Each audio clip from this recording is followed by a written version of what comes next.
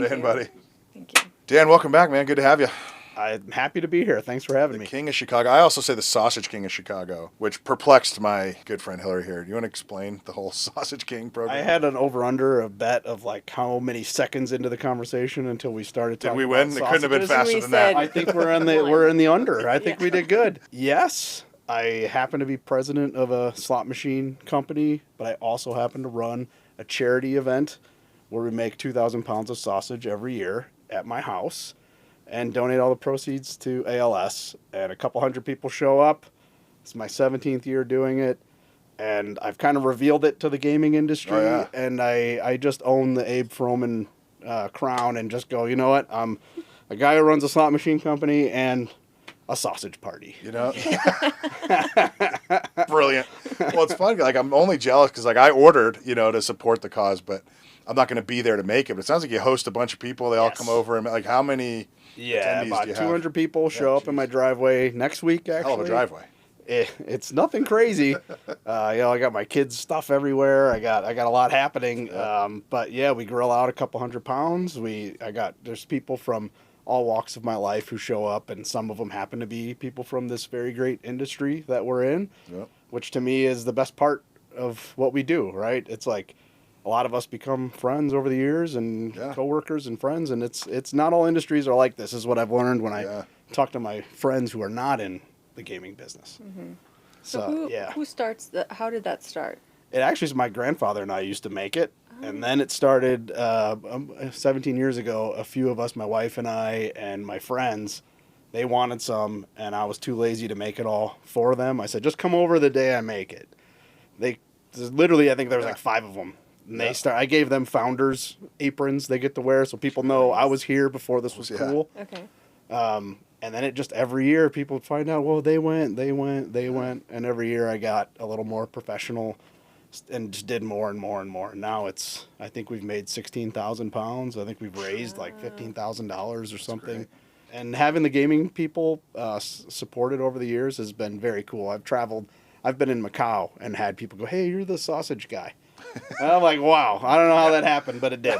I don't know if that's better or worse to be a podcast guy. I feel like I get podcast guy. And it's great. It's always flattering, but I'm like, that feels like less awkward to be yelled at. Like when you go, sausage guy. You're like, what? Like that's why ALS? Like, is there a personal time? ALS, a friend of mine had passed away of ALS about 5 years ago. And right before the party, he actually ordered, I think 10 pounds or 5 pounds of sausage.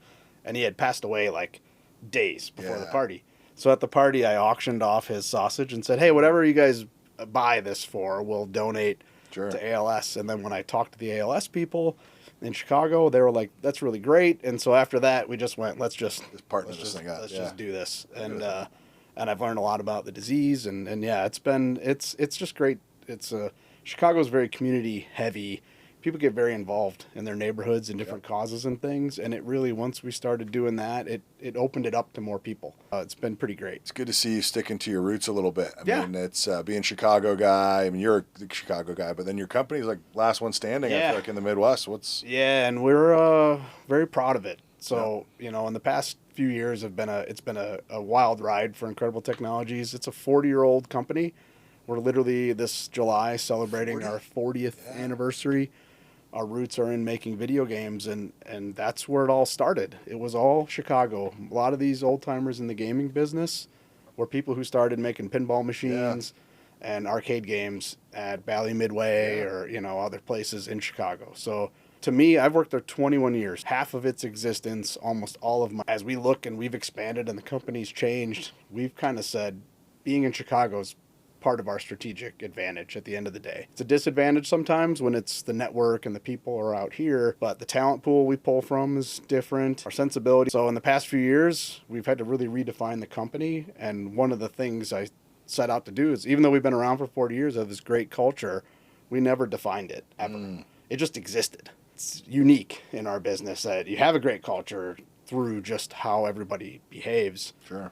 And I said, well, let's define it. So Chicago Grit became one of our kind of culture pillars of saying people who work here just have a different sensibility for what hard work is and what work ethic is. We're grinded out kind of company. Nothing comes easy in Chicago. It's just the second city in all sense of the word. But people from there have a lot of pride. Yeah. So you'll see like at G2E, we built a Chicago dive bar was our your booth trade theme? booth. Yeah, interesting. Trade show booth. We brought, arcade machines, had Chicago style hot dogs, a lot of things kind of talking about the Midwest. Midwest is best approach. Like that's who we are. So we've had offices here in Las Vegas. We probably will be back. You need that, but we're the Chicago company. Yeah. I'm so bummed I didn't see your booth at G2E because I'm from the Midwest and I would have loved to be immersed in that culture. Yes, you need the Midwest is best.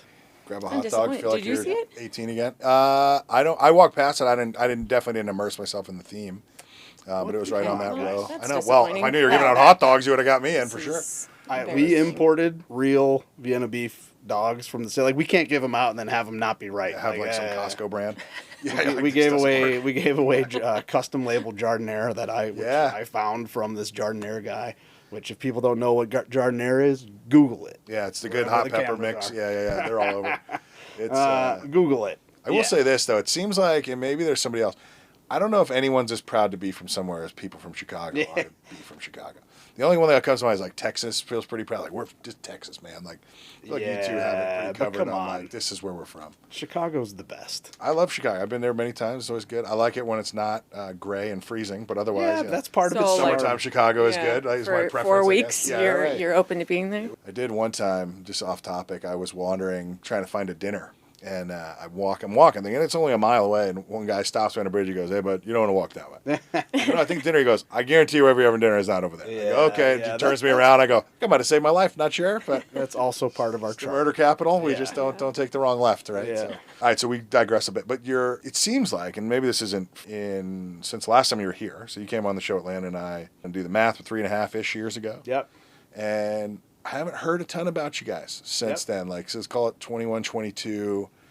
Obviously, I follow you, but like, what's been going on? Are you in a different part of the cycle? Or are we rebranding? If I could talk to Dan when I was talking to you guys, I would have much to tell him. Yeah. The world changed under my feet, and all that time. Right around that time, I took over as president of the company. Of course, someone asks you to, take on a role like that. You go, yeah, what could possibly go wrong?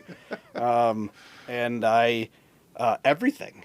I think is the answer. Seems to be a theme of people that sit there and take on new roles. Like, and COVID happened, and this happened. Oh, it's like, man. that's like they know. Like, we were coming out of COVID, so I'm thinking, all right, well, we've gotten through that. We're about to launch a new cabinet.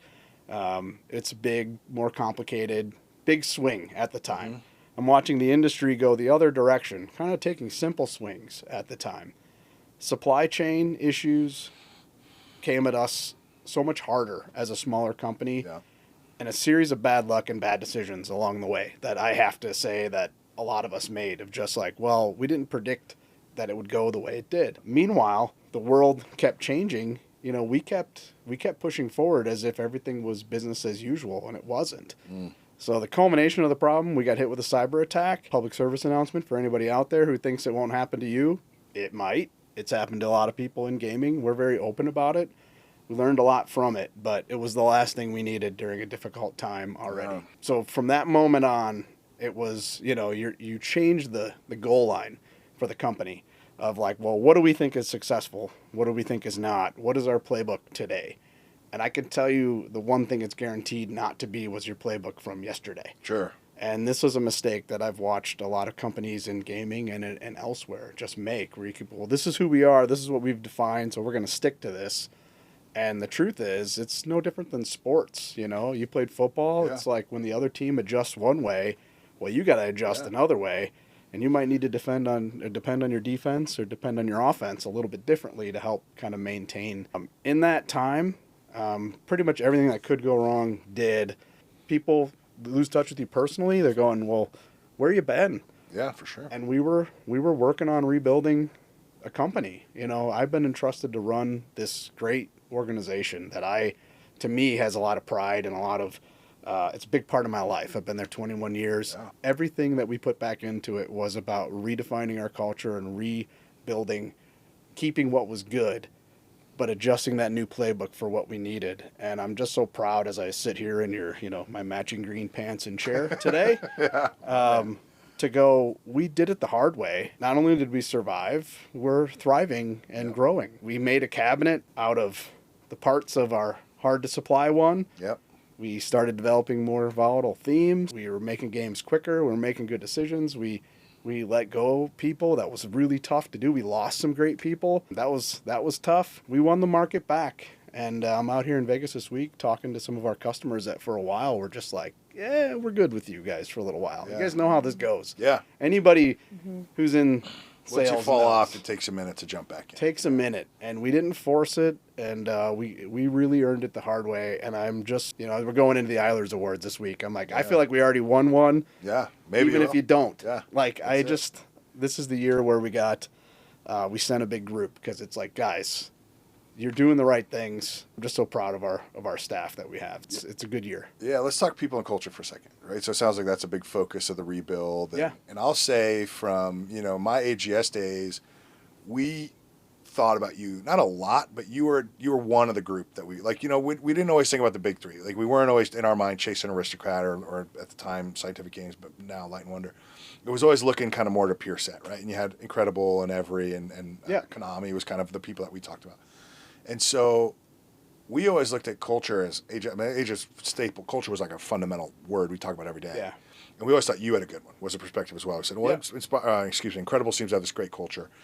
And it always felt like people were like the forefront. Maybe there wasn't a codified set of commandments on the wall that said this would have. So when you said you had to let people go, I'm curious, right? Was that a financial problem? Hey, we got hacked. We don't have any money. We just can't afford you. Was it it's about time we actually maybe look at some standards and up against the standards, hey, some of these folks just don't make the cut, or both? Like, what fueled the letting people go? Because that was almost a thing you never heard of. Like, you never, Incredible fired anyone? No, it never happened. Yeah. And part of it was people just love working there. They're not going to leave. Yeah. Part of it was maybe you just didn't do that. Like, so I'm curious to hear that and how that relates. Like, what prompted that? I think it's a little of column A, a little of column B. Yeah.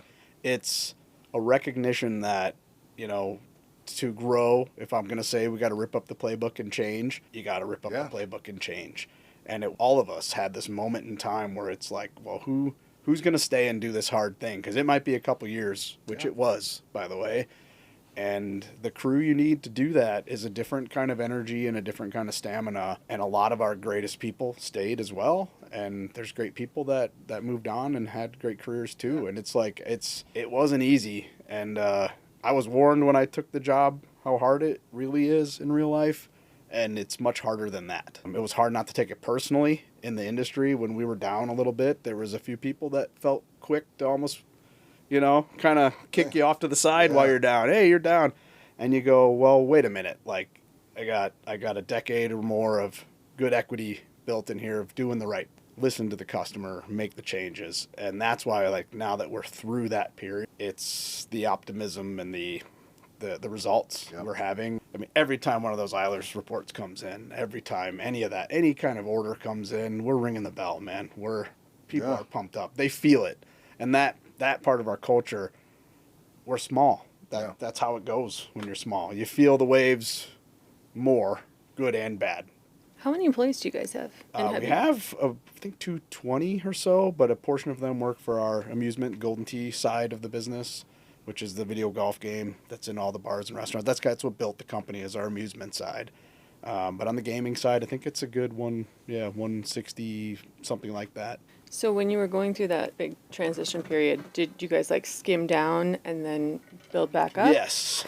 How did that go? Pretty much. And we started focusing on other parts of rebuilding infrastructure portions of the business, which are not very public. You wouldn't notice it, but rebuild, the finance department, the operations department, the, pieces that just you need functional and process to flow.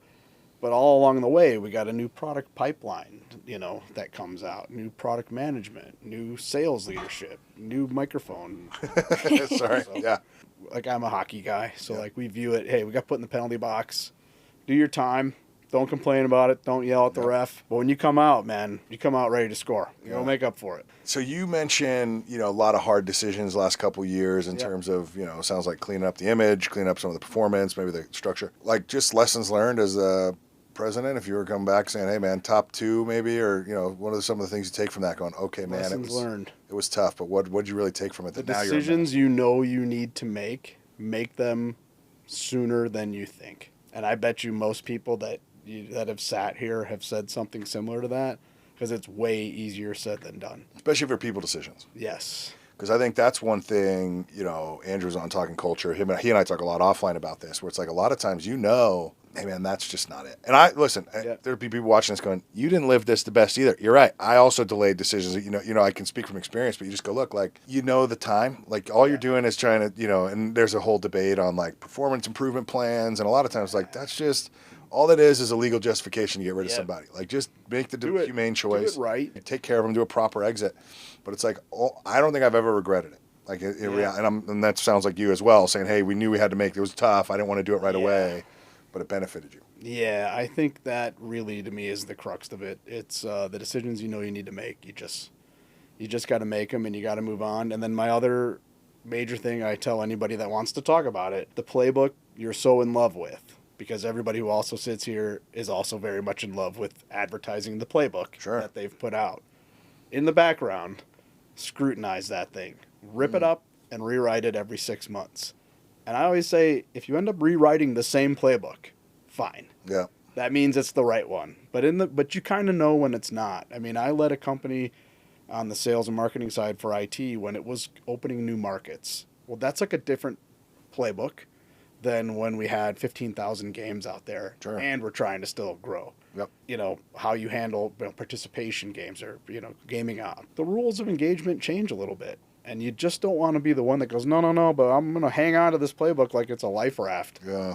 Because you wrote it. And there's a lot of things in my old playbook that I hung on to too long. And you just can't be enamored with your own rules. I don't know. Yeah. The market will tell you what's really going to happen.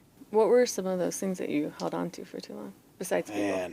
Man, you guys are hitting me with all the hard questions. Well, you came here. I want exact examples. It's true. I think when I look at what we thought defined a good game, for instance, and what it took and the amount of time it may take, we over-rationalized the industry. So, using an example, we were heavy on very interesting retailing. I'm a big proponent of this. I still am, actually. It's a great thing. Crazy sign packages, crazy shapes. Jigsaw and all that stuff. Yeah, that was behind. I was a big proponent behind all that.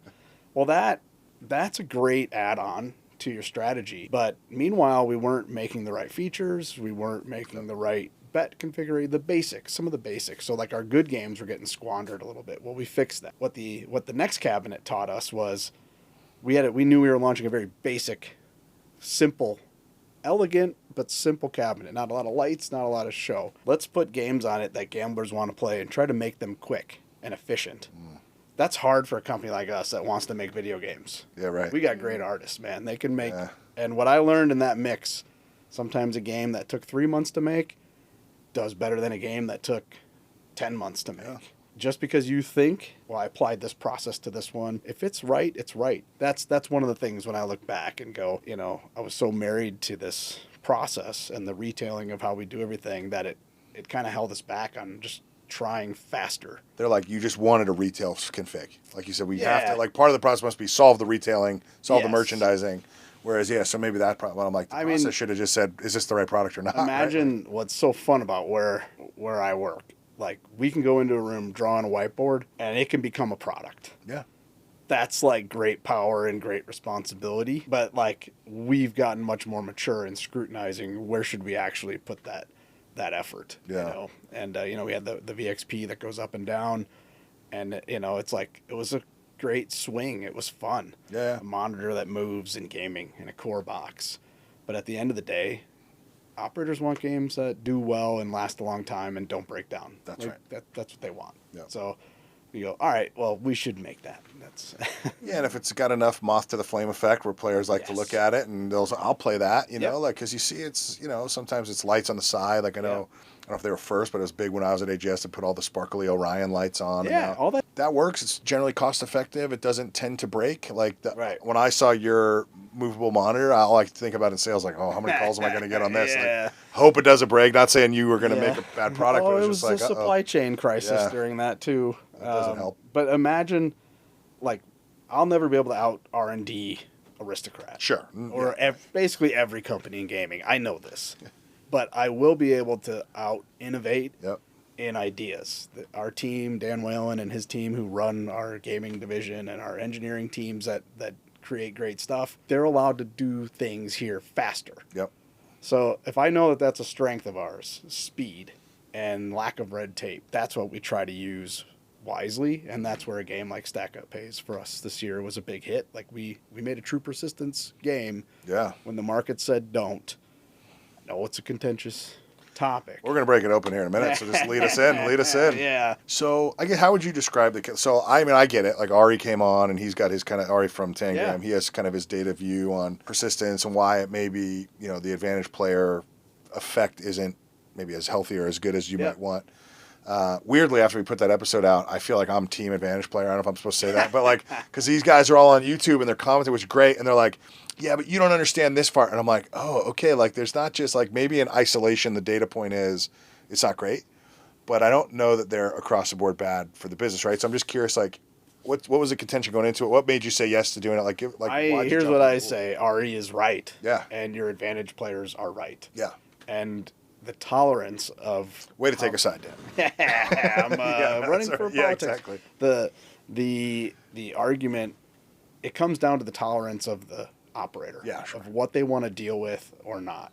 So the way we're viewing it, it is clear as day. The market wants these kind of games. Mm-hmm. We've made them, and also clear, they're not all made the same. Sure. So the bucket of true persistence is one of the misnomers that I'd like to put to bed. It's like not all these games were made correctly. There's ways you have to make them so that when those games start, they start correctly and that they hold correctly over a long period of time. They weren't all made that way. Okay. So that kind of gave it bad marketing. Can you highlight the difference just quickly, like if somebody listening doesn't really understand? Yeah, I mean, basically in the math, how you kind of seed that level of persistence to get the game started takes a little bit of logic on the game developer side that I think took years for people on the game development side to figure out.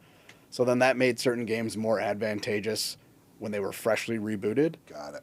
This no longer is happening. If anything, most games that are probably on the opposite side sometimes, like people over-ratchet them down when they're new. They need time to level out. Okay, so I hear you. So what you're saying is if done poorly, the math maybe historically was right up the front. Like right at the front, you can beat this game up and potentially ruin it for the rest of the cycle. Yes, and if it's not going to get through its cycle, then you've got a problem. Yeah, because then you've given all the money away. Got high limit play on it. Right. So so it's potentially up front loading it is bad, but really it sounds like dumping it in any one part of the cycle is the problem. You want to kind of have a more. We've put a lot of effort into that, but we've also learned I'm not going to argue with an operator that doesn't want advantage play on their floor because that's their choice. They're not wrong. So, but what I can tell you we're doing, we're going to keep making these games. And this past 6 months, we've worked on solving the problem. So our solution is going to be basically a filter of some sort where you'll be able to, as an operator, ratchet what is shown versus not shown, even though it's the same game playing in the background. That's what's funny about all of this. Yeah. What makes it true persistence is what you see as a visual measurement of how close it is, but we'll let the operator choose how. It's like the Netflix, parent filter. How much do you want to show here? And if you want to ratchet it, if you want that same game, but you want it in the safe mode, we'll let you do that. What is that? Okay, so help me understand, because when you first said it, what I thought you were going to say was, for example, we were talking earlier about some of the 3-pot games or this concept where the pot grows, and a lot of times it's perceived persistence. It's not real. The size of the pot doesn't actually matter to your odds. Yep. But if it's true persistence, it would, right? I mean, eventually can't hold any more coins. It's just going to give you that's true persistence, right? So I thought what you were going to say in safe mode was we just don't scale the pot anymore. So it still happens, but similar decisions to that. But in the background, it's the same math. So you're saying, for example, if the pot, and I don't know if it works, the pot can only hold 100 coins. Yep. So maybe it hits before, but by 100 coins it's hitting. It's almost like a must-hit-by type of feature. Does that then, and all you're saying is we just change the visual so the player wouldn't know picture it like this. Let's say it's a must-hit-by pot. Yep. And right now it says 99 out of 100, so it's one away. Yeah, right. All right. Advantage players, I'm sure. They're going to go play them. They're like, I'm going to blow smoke in your face and I'm going to play this game. Don't do that. That's bad, by the way. I will say most of even on, in our little subset of this, most of the players are like, we don't like those guys either, they're right? Bad. So they give a bad name. That's the bad apple in the bushel, right? All right, they're going to play because they know there's an advantageous. All right, so that would be the full... however they jump in, but they jump way. in. We would have a middle version where maybe the pot is just bigger. Got it. And it's at its biggest size. So all right, it's at the biggest size. Pretty it must close. be ready to go. Yeah. We will even go as far as having a third notch where it's like there may not be a pot on there at all. There's some other thing. But it's the same math playing in the background because our players want these games. Yeah. The industry is overreacting to not developing these games. And I think at the end of the day, that's created some opportunity to make them. At the same time, it shouldn't be a whole roadmap. It's a small subset of the business. Have they stopped developing them? I think some of the competitors have. Interesting. Yeah, because I feel like a lot of the feedback I got, and granted, it's not like everybody in the industry texts me about their thoughts on Advantage Play, or persistence, but it seemed like a lot of them were like, we're doing it because the players like it, right? And I think to something you said, and we have some operators that we're trying to line up to talk about this, is to say it's the operator's decision. It's like their decision. If the supplier and the data folks like Ari have said, listen, we are going to present this case. Right. Here's what could be happening. They could be playing this game, treating it like an ATM and leaving. Maybe not. They could be blowing smoke and creating problems. Maybe not. They also show that these games are wildly popular for one reason or another. Average players like them too. So there you go. So then you say it, and then if, I won't name any casino, but if the casino operator says, okay, we'll deal with that. We'll manage this. That's fine. Then let them play. We'll let them eat cake, whatever the phrase is. But it's like, and if they, to the operators, we just don't want to deal with that. Okay, then they'll put different games on. Like I feel like that ultimately the casino should police that. Okay, so for listeners who don't know what you guys are talking about. Yeah, fair. Yeah, which is going to be a lot. Yeah. Can you back up? What is the difference between true persistence and perceived persistence? And why did you choose to do that? Why is this kind of taboo that people don't want these kind of games? Yep. So, and I agree with you. We're actually coming up with a marketing piece to do this because I also think the two are getting lumped in a lot of conversations where people don't know exactly what they are. But to me, anything that's perceived persistence is a made-up size of a pot, for instance. The pot gets bigger and bigger. It really has no impact to what's about to happen on the machine. There's a lot of games that have features like that. The thing gets a little bit higher because the time or whatever. Yeah, it's like even like 88 Fortunes has that. It's a wildly popular game. I love that game. But you go, the pot gets bigger, and what's frustrating is the pot can be full, and you don't win. The pot can be empty, and you win twice. Yes, so it's not a real person, but it's. And we all do it. You're like, the pot looks big. I'm gonna keep playing. For sure, like, you can know it and still fall for it. So anything that's true persistence is something with a visual indicator that tells you how literally close it is. So, like on Stack Up Pays to create the expanding progressive free games, it'll say this needs to hit by 100 collections of that color, and you're at 99. So now it's like, we had a game like Power Push where the diamond, the big value, is sitting on the edge. Well, that diamond's worth more than the others, and it's going to fall next. So anything that has a literal answer to that, where it gets out of hand, there's people trying to game that system. They're studying it. They've learned a lot about how slot machines work, there's nothing wrong with that. But sometimes they're keeping track of what's going on. They're doing this and that, and it's just not a good look. Then if that's something that you don't want at your property, like that, a lot of people have rules on these types of players. Yeah. And then how would you know if it's a true persistence game versus a perceived persistance? Is there like a list somewhere? If you see numbers at all, that's the factor that describes it. So if you see anything on that game that says, X out of Y, it's true persistence game. On the screen. With the graphics. And I'm sure there's places where people catalog all these things. It's probably on Reddit. There is okay. 100%. Yes. Okay. In the casino, if you're just walking on the floor, it is anything with a collectible or something visually, literally that you could see. If it's just something with sizes and changes or fun graphics, it's perceived. Okay. I think people understand it. Like, I've collected 5 out of 6 of these. If I get one more, it's done. And casino operators don't like these games because they think that it might cause some issues, or because people are going to track it and so the other when it's going to hit. Factor in it is back to education. So if the games are configured incorrectly, or you don't have a lot of volume of play, you're never going to complete these cycles of play. So then you might get somebody who comes in, hammers it at the high limit play. Like it shouldn't ever have been set. It needs to be set in ways where an advantage player is going to play right alongside with a regular player who's just happy to play that game, and the cycles will complete.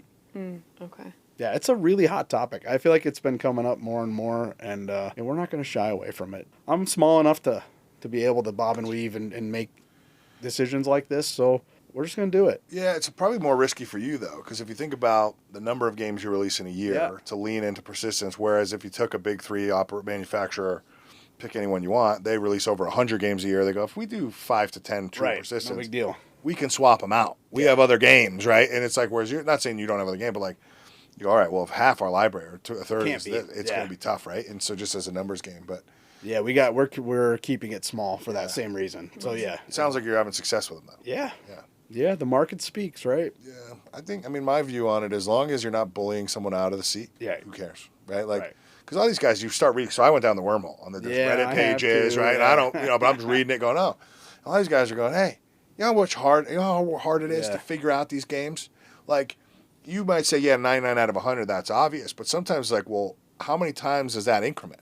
Yes. It's not like the next spin, right? They're going, well, it takes 25 spins on average to get the increment, so therefore and it's like, these guys are doing, like, advanced calculations. I don't know how long it took them, but part of me's going, hey, man, if that's all the work you did to make sure you were in the chair when the prize went off, I didn't do that kind of work. I was just hoping to get lucky. Like, what am I going to do? Pretty impressive, actually. That's what I'm saying. Like, some of this is pretty, like, you should hire them. They're doing some pretty, math-wise. And so it's like, all right, that doesn't bother me. Now, if there's an old lady, not old, I'm picking on, but like, there's a lady on the chair and you bumped her out of the way, that I have a problem with. But like, if you're just saying, hey, no one's there, it's my turn, I'm going to feed it until I hit it, like, I don't know, go for it. And these games, so long as the cycle's complete and the cycles are reasonable, are fine. Yeah. But they weren't for a while. Well, that's what it's at. Well, like anything, the trailblazer pays the price. So, maybe that's it there, but I'm just curious. So as we think about moving forward, right? So you just finished this couple-year rebrand or rebuild, or however you want to call it. Like, internally, you had some gut checks, and now you're coming out of it. And so, but to your point, hey, when you're not in the spotlight, most people don't think of you. Most people aren't thinking. And so there may be a lot of people listening going, well, I have my file in my brain that says incredible is this. Yeah. And that may be outdated. So what should it be? Like, moving forward, if you're just saying, hey, give me the 30-second pitch on what the new Incredible 2.0 or whatever it is, year 40 and up, now that you've hit the hill. Yeah. Over the hill, Incredible is what? You used to be in sales. Mm-hmm. That question, that's a very good question, because that's how in sales we have to look at it. Sure. Like, I say our company name, what do you think? I know people think nice people, Chicago vibes, all that stuff, clever games, golden tee, all of that I'm trying to keep. The part I also knew they were thinking that I've tried to get rid of, low volatility entertainment style games. Spent too much time making, crazy cool signage and all this kind of stuff. Yep. To answer that, we've come out with gambler style games, redefined our art package, our audio package, our math package, all of it. Like, these are games that are meant to be, that can survive in the modern world that we're in, and maintain the quality of life for our employees and live up to the standard of what our company is. Yeah.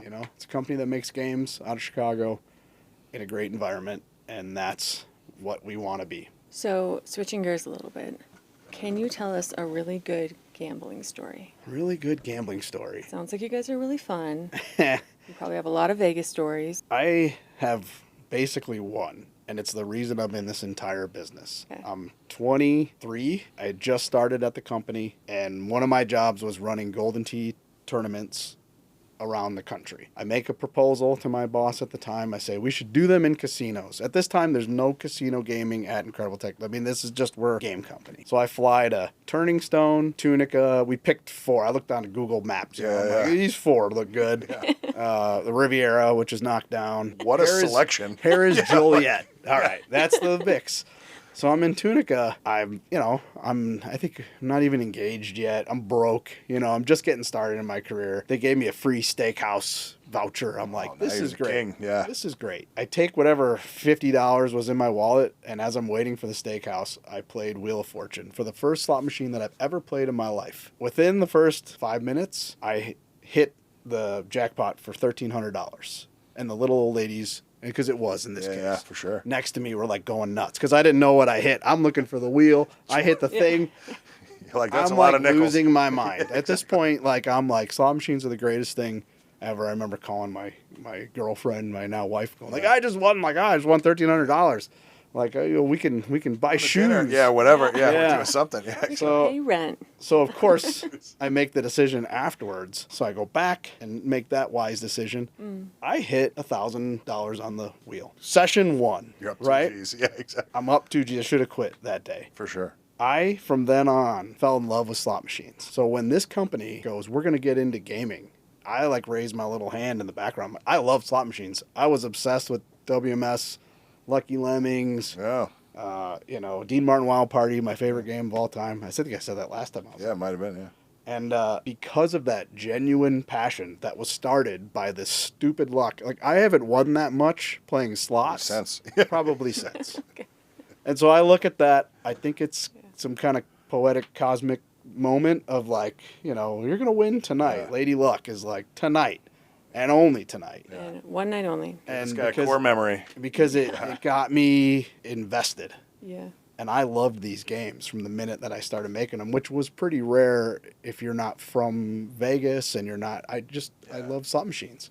I'm just really glad you didn't lose it all. Oh, I know. Thought that was the second half of that story. Sorry, babe. Cancel the shoes. No, I hit it again. I couldn't believe it. On the same machine, same. So it's like, to me, it's probably more just that story to me speaks to why I love the industry. And I still love the games. And then now that you're coming back swinging, you got to call someone out. Who should come sit in the green chair with or without the matching pants? I think the matching pants should be. It really completes the look, in my opinion. Have you had Kent Young on the podcast? Kent Young, no. Aussie. Love it. You got to have Kent Young on your podcast. That guy's one of my mentors. I look up to him, but he's also entertaining as hell and seen it all. He'd be great. And if you haven't had Takashi on, he'd be another one I'd say you consider. I'm loving watching what Sega's doing. Yep. I keep in touch with all the smaller manufacturers because it's like we're all fighting the same. It's your own lunch table. There's like different lunch tables, right? Like, we're sitting over here. Yeah. We're listening to the cool music, okay? And there's a lot of those in gaming. There's a lot of good people in gaming. Yeah, and you're one of them, buddy. All right, brother. Appreciate you coming by. Thanks, guys. Cheers, man. It's Just fun. like that. Yeah, it was fun.